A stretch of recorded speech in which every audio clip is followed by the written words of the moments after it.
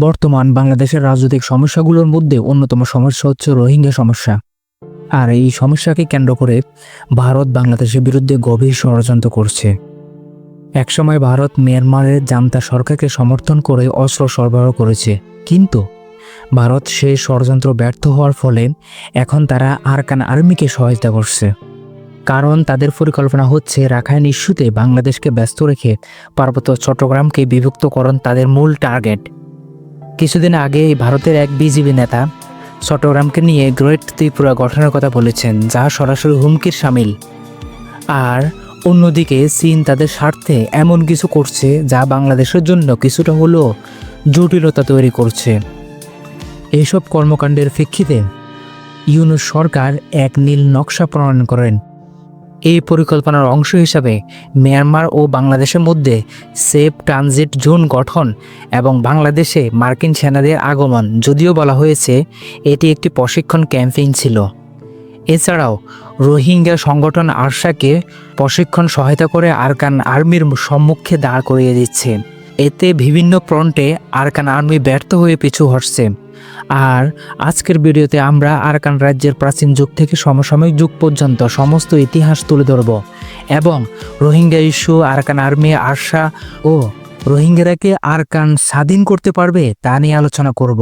চলুন ভিডিওটি শুরু করা যাক। খ্রিস্টপূর্বে আরাকান সাম্রাজ্য শুরু হয়। প্রথম রাজধানী ছিল ধনুবর্তী। এই সময় আরাকান ছিল ভারত উপমহাদেশের সাংস্কৃতিক এবং ধর্মীয় প্রভাবে সমৃদ্ধ। পাল সাম্রাজ্যের প্রভাবে এই অঞ্চলের মানুষ বৌদ্ধ ধর্ম গ্রহণ করে এবং বৌদ্ধ ধর্ম পরবর্তীতে রাজধর্মে পরিণত হয়। আরাকানের মুদ্রা, শিলালিপিতে পাল লিপি এবং সাংস্কৃতিক ভাষার ব্যবহার পাওয়া যায়, যা প্রমাণ করে যে এর ঘনিষ্ঠ সম্পর্ক ছিল প্রাচীন বাংলার সঙ্গে। 1430 সালে রাজা মিনসুয়ামুন বাংলার স্বাধীন সুলতান নাসিরউদ্দিন শাহের সহায়তায় আরাকান পুনরুদ্ধার করেন। তিনি রাজধানী স্থাপন করেন মাউক শহরে। পরবর্তীতে 350 বছর আরাকানের স্বর্ণযুগ হিসেবে পরিচিত ছিল। এই সময় আরাকান ছিল শক্তিশালী সামুদ্রিক রাজ্য। বাংলার সঙ্গে এর গভীর রাজনৈতিক এবং বাণিজ্যিক সম্পর্ক ছিল। আরাকানের রাজারা তাদের মুদ্রায় বাংলা এবং ফার্সি লিপি ব্যবহার করতেন, এমনকি তাদের উপাধি রাখতেন শাহ বা সুলতান ইত্যাদি।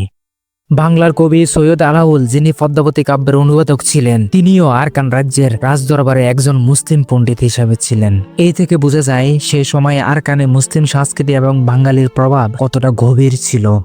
1600 থেকে 1700 শতাব্দীতে আরাকানের দস্যুরা অর্থাৎ মগ দস্যুরা, যারা পর্তুগিজ দস্যুদের সঙ্গে মিলে বাংলার উপকূল আক্রমণ করত, তারা চট্টগ্রাম, কুমিল্লা, নোয়াখালী ও সুন্দরবন অঞ্চলে লুটপাট চালিয়ে হাজার হাজার মানুষকে দাস করে আরাকানে নিয়ে যেত। সেই সময় বাংলার ইতিহাসে মগ পর্তুগিজ দস্যু যুগ হিসাবে এক ভয়ঙ্কর অধ্যায় হিসেবে রয়েছে। তবে এই চলাচলের মাধ্যমে আরাকানে বাংলা ভাষা ও ইসলাম ধর্মের বিস্তার ঘটে। আজও রাখাইন রাজ্যে অনেক স্থানের নাম, ভাষা এবং সংস্কৃতিতে সেই প্রভাব উপলব্ধি করা যায়। 1784 সালে বার্মার রাজা বোরাউফা আরাকান দখল করেন। এর ফলে আরাকানের স্বাধীনতা অবসান ঘটে। রাজ পরিবারকে বন্দী করে বার্মায় নিয়ে যাওয়া হয় এবং হাজার হাজার রাখাইন ও মুসলিম জনগণ পালিয়ে বাংলার কক্সবাজার এবং টেকনাফ অঞ্চলে আশ্রয় গ্রহণ করে। 1826 সালে ব্রিটিশরা বার্মা দখল করার পর আরাকানকে ব্রিটিশ ভারতের অংশ হিসেবে অন্তর্ভুক্ত করে। তখন প্রচুর বাঙালি মুসলিম কৃষক এবং শ্রমিক আরাকানের অভিবাসন করেন। বিশেষ করে চট্টগ্রাম থেকে তারা এই অভিযাত্রায় অংশগ্রহণ করেন।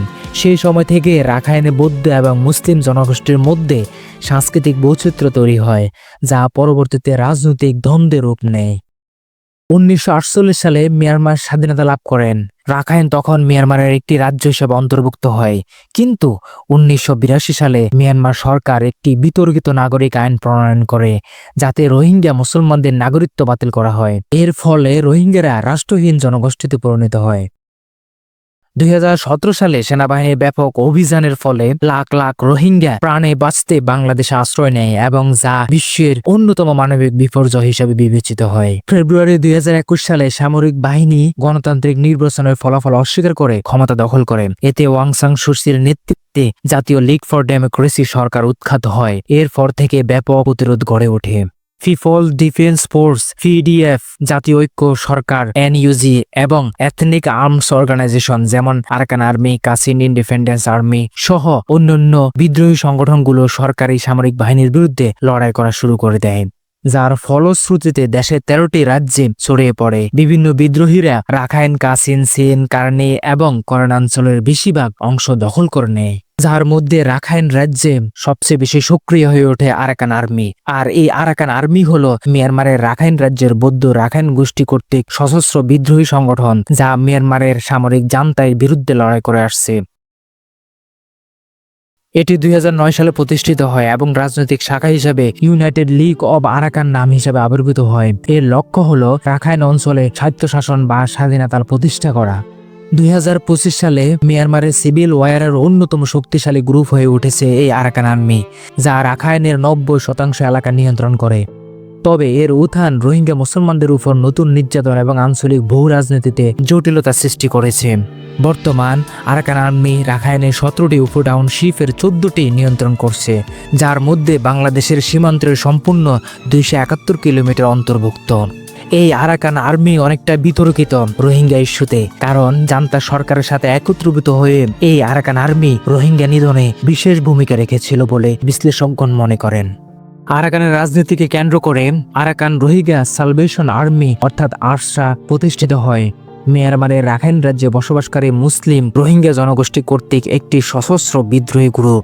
আর এই আরসার প্রতিষ্ঠাতা নেতা আতাউল্লাহ আবু আম্মার জুনুনি, যিনি পাকিস্তানে জন্মগ্রহণ করেন এবং সৌদি আরবে বেড়ে ওঠেন, তিনি রোহিঙ্গাদের স্বাধীনতা, সার্বভৌমত্ব এবং রাজনৈতিক অধিকার প্রতিষ্ঠার জন্য 2016 সালে এই আরসা প্রতিষ্ঠা করেন, যা 2025 সালে আরাকান আর্মির অত্যাচার এবং নির্যাতনকে কেন্দ্র করে আরসা জান্তা সরকারের সাথে জোট গড়ে আরাকান আর্মির বিরুদ্ধে লড়াই করে যাচ্ছে, যা রোহিঙ্গা সম্প্রদায়ের মধ্যে বিতর্ক এবং অভ্যন্তরীণ সংঘর্ষ সৃষ্টি করেছে।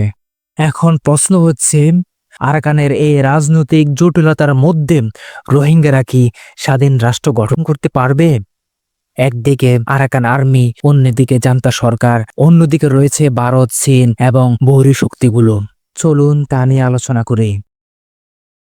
রাখাইন রাজ্যকে কেন্দ্র করে মায়ানমারের জান্তা সরকার, আরাকান আর্মি, আরসা, ভারত ও চীন সক্রিয় হয়ে উঠেছে। সাথে যুক্তরাষ্ট্র তাদের স্বার্থ নিয়ে গোপনে কাজ করছে। মায়ানমারের জান্তা সরকারের ক্ষমতা, কু ও দমনকে কেন্দ্র করে বিভিন্ন বিদ্রোহী সংগঠনগুলো মায়ানমারের বিভিন্ন অঞ্চল দখল করে নেয়। তার মধ্যে উল্লেখযোগ্য হচ্ছে আরাকান আর্মি। তারা রাখাইনের 90% এর কম বেশি অঞ্চল দখল করে নেয়। কিন্তু রোহিঙ্গা প্রত্যাবর্তনকে তারা আমলে নিচ্ছে না, কারণ তাদের সাথে রোহিঙ্গাদের ধর্মগত পার্থক্য রয়েছে। এছাড়াও 2017 সালে রোহিঙ্গারা জান্তা সরকার সেনাবাহিনী কর্তৃক গণহত্যা, ধর্ষণ ও দেশ থেকে বাধ্য হয়েছিল। তখন জান্তা সরকারের পক্ষে এই আরাকান আর্মি ও উগ্র বৌদ্ধ ভিক্ষুকরা রোহিঙ্গাদের উপর গণহত্যা পরিচালনা করে। এ থেকে বোঝা যায় আরাকান আর্মি রোহিঙ্গাদের সমস্যার সমাধানে কোনো ভূমিকা পালন করেনি এবং তাদের কর্মকাণ্ড থেকে বোঝা যায় ভবিষ্যতেও করবে না। এখন প্রশ্ন হচ্ছে, এখানে ভারতের স্বার্থ কি? ভারত কোন ভূমিকায় আছে? 2017 সাল থেকে ভারত মায়ানমারের জান্তা সরকারকে বিভিন্নভাবে সহায়তা করছে, কারণ তাদের প্ল্যান ছিল চীন ও মায়ানমারের মাঝে সম্পর্কের দূরত্ব তৈরি করা, যেন চীন এই অঞ্চলে আধিপত্য বিস্তার করতে না পারে। এবং ভারত চায় 7 সিস্টার বিদ্রোহীদেরকে মায়ানমার যেন কোনো সুবিধা না দেয়। ধর্ম ও জাতিগত কারণে ভারতের 7 সিস্টারে মায়ানমারের প্রভাব লক্ষ্য করার মতো। ভারত যে দ্বিমুখী মুনাফিক তা আবার প্রমাণ করে। সাম্প্রতিক সময় ভারত জান্তা সরকারকে আমলে না নিয়ে আরাকান আর্মিকে গোপনে সহায়তা করছে, যা ওই অঞ্চলের পরিস্থিতি আরও ঘোলাটে হয়ে উঠছে। আর এদিকে মায়ানমার চীন থেকে মুখ ফিরিয়ে নেওয়ার কারণে চীন মায়ানমারের বিদ্রোহী সংগঠনগুলোকে এবং তাদের হাতে অস্ত্র তুলে দেয়, যার কারণে আজ মায়ানমার যুদ্ধে এমন লণ্ডভণ্ড হয়ে যায়। আর এদিকে 2019 সালে জুনে মার্কিন কংগ্রেস সদস্য ব্র্যাড শেরম্যান মায়ানমারের রাখাইন রাজ্যকে বাংলাদেশের সঙ্গে যুক্ত করার প্রস্তাব দেন। তিনি দক্ষিণ সুদানের উদাহরণ দিয়ে রোহিঙ্গাদের নাগরিক অধিকার প্রতিষ্ঠার কথা বলেন। তবে বাংলাদেশের তৎকালীন প্রধানমন্ত্রী শেখ হাসিনা এই প্রস্তাব নাকচ করে দেন এবং স্পষ্ট করে বলেন যে এই ধরনের কোনো প্রস্তাব তারা গ্রহণ করবে না। এছাড়াও রোহিঙ্গা সম্প্রদায়ের কিছু সদস্য আন্তর্জাতিক মঞ্চে রোহিঙ্গাদের কথা তুলে ধরেছেন। উদাহরণস্বরূপ জাতিসংঘের এক সম্মেলনে রোহিঙ্গা নারী অধিকার কর্মী লাকি করিম, উইমেন পিস নেটওয়ার্কের ইউইউনু সাংবাদিক জারি সুই এবং শিক্ষার্থী অলিউল্লাহ তাদের অভিজ্ঞতার কথা শেয়ার করেন। রোহিঙ্গা প্রতিনিধিরা আন্তর্জাতিক মঞ্চে বলেছেন যে রোহিঙ্গা সংকটের টেকসই সমাধান খুব জরুরি এবং তাদের নিরাপত্তা, মর্যাদাপূর্ণ ও স্বেচ্ছায় ফিরে যাওয়ার দাবি তুলে ধরেছেন। সেই সঙ্গে মিয়ানমারের উপর আন্তর্জাতিক চাপ বাড়ানো এবং রোহিঙ্গাদের মানবাধিকার রক্ষারও আহ্বান জানিয়েছেন। কিন্তু বর্তমান পরিস্থিতি এমন যে আরাকান আর্মিকে ভারত সরাসরি সহায়তা করে যাচ্ছে এবং তাদের দিয়ে বিভিন্ন এজেন্ডা বাস্তবায়ন করার জন্য কাজ করে যাচ্ছে।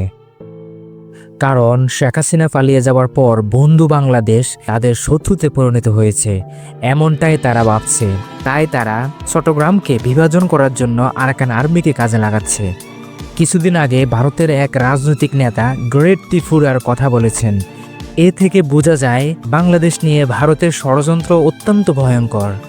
আর এদিকে ইউনূস সরকার কৌশলে বাংলাদেশ সেনাবাহিনীকে দিয়ে রোহিঙ্গাদের সংগঠন আরসা সহ অন্যান্য সংগঠনগুলোকে ট্রেনিং এবং সাপোর্ট দিয়ে যাচ্ছে। আর এতে হাজার হাজার রোহিঙ্গারা যুদ্ধে যোগদান করছে। সাথে সাথে পার্বত্য চট্টগ্রামে কিছু প্রক্সি বাহিনী তৈরি করছে, যারা শান্তি বাহিনী সহ অন্যান্য সন্ত্রাসী গ্রুপগুলোকে ডোমিনেট করার জন্য। তাই বিভিন্ন প্রতিবেদনে উঠে আসছে যে রাখাইনের বিভিন্ন ফ্রন্টে আরাকান আর্মি পিছু হটছে। আশা করি অতি শীঘ্রই রোহিঙ্গারা স্বাধীন ভূখণ্ড অর্জন করতে পারবে। আজ এ পর্যন্তই, দেখা হবে অন্য কোনো ভিডিওতে। ততক্ষণ ভালো থাকবেন, সুস্থ থাকবেন। ধন্যবাদ।